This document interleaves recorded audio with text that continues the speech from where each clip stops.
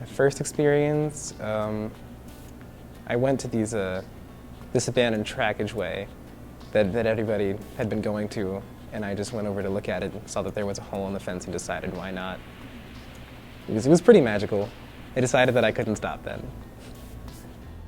In Philadelphia, there are 40 to 50,000 abandoned buildings. From schools to old factories, these structures lie vacant, their histories long forgotten in the chaos of progress and development.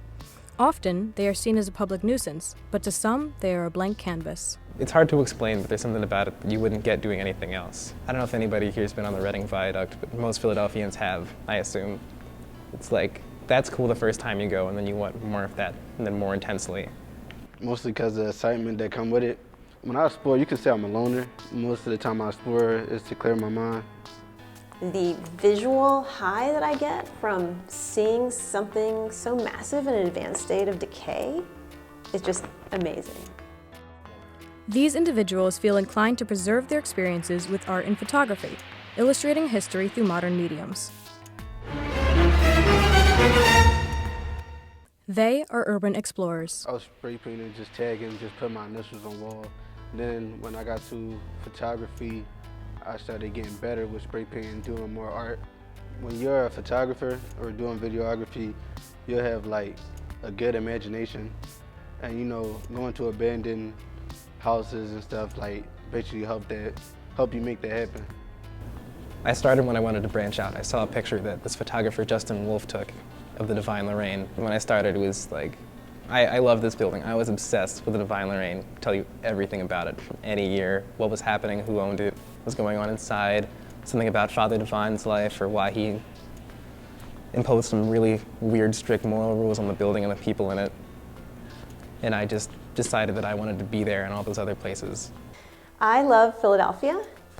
I love Philadelphia buildings, I love Philadelphia architecture, and I love Philadelphia neighborhoods. I love seeing new things. I like adventure. I like capturing these buildings before they're gone forever. Honestly, it's just for like the feeling of being in there. I don't know, there's something about it, and just being a photographer, you're able to capture that. I moved to Philadelphia in 1988 in college, and I always had a love of abandoned buildings, Philadelphia architecture, buildings in general. And back then, we would go into abandoned buildings in a very, dumb kind of way. Years later, as a grown-up, I started taking exterior photographs of abandoned buildings in a much more thoughtful way, and I made a Tumblr blog from that. And people liked it, but I was always curious about what was inside, but then I'm just one person by myself, and I want to go exploring by myself. And then I found a great group of folks in Philadelphia to go exploring with. And that's when I became addicted to urban exploration as a way of archiving or capturing Philadelphia and these buildings, because a lot of these sites are demolished eventually. Although abandoned buildings can be a muse for artists, they are often known to attract negative, sometimes criminal behavior. Abandoned buildings can attract, they're often called attractive nuisances. So they attract other sorts of nefarious or criminal behavior. So they may become places where people sell drugs or use drugs. They're often can become sites of dumping. They're often the sites of a lot of graffiti, which is a blight on the neighborhood. While many people support the excitement of urban exploration, others feel as though urbex can be intrusive and that the explorers themselves are disrespectful to the buildings and communities. But there's this sort of like voyeuristic, consumptive approach to the environment when in fact those abandoned buildings and sort of that representation of decline are not things to be taken lightly, right? They're not a playground for folks to go in and think, well, oh, this is like a fun place to be and this is an adventure. They're not really recognizing the larger systems and structures in place, what it means to walk into a community as a guest, as a visitor, to folks who have lived there for generations and saw sort of the rise and fall of some of these buildings. I think that regardless of age, anyone who chooses to do this as a hobby should stay respectful of the sites, respectful of the neighborhoods, not take anything, don't break anything, don't leave anything. There's a saying, take nothing but pictures, leave nothing but photographs. The Philadelphia High Performance Building Renovation Guidelines state that achieving high-performance building goals in Philadelphia is a challenge when a majority of limited capital dollars are stretched to meet the basic renovation and repair needs of aging infrastructure.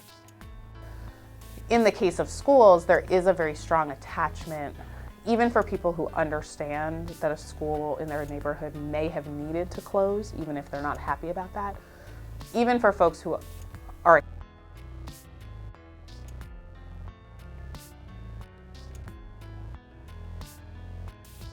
But when a building gets completely knocked down and new construction gets put in its place, like a terrible strip mall or just something really ugly, it really breaks my heart. One example is Edison High School.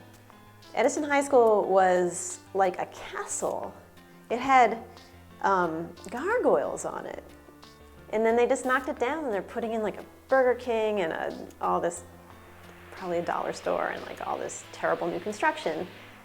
I mean, what could that have been if they renovated it? In March of 2013, the School Reform Commission voted to close 23 public schools in Philadelphia as a way to deal with the $304 million budget deficit. the public sector alone cannot afford to renovate and rehabilitate the large numbers of abandoned buildings that we have in many cities, and particularly in Philadelphia. There are plans, there are renderings to renovate the Divine Lorraine Hotel. Money is not there in Philadelphia to do that. From the neighbor on the street to the mayor, and there's support for that. Still, with all that support behind it, it is still a slow-moving renovation. I would be happy if I could not do my hobby anymore, because every building in Philadelphia was bought and renovated and made into something awesome. In these buildings, their insides in ruin, creativity flourishes. Even though the decay is glorified, explorers agree that the repurposing of these structures can add a new, widely appreciated allure, without the need to demolish. It's important for communities to preserve antiquity when the world around them continues to modernize and the history within disappears. Urban explorers find beauty within maturing places and offer these buildings a lifeline through their art.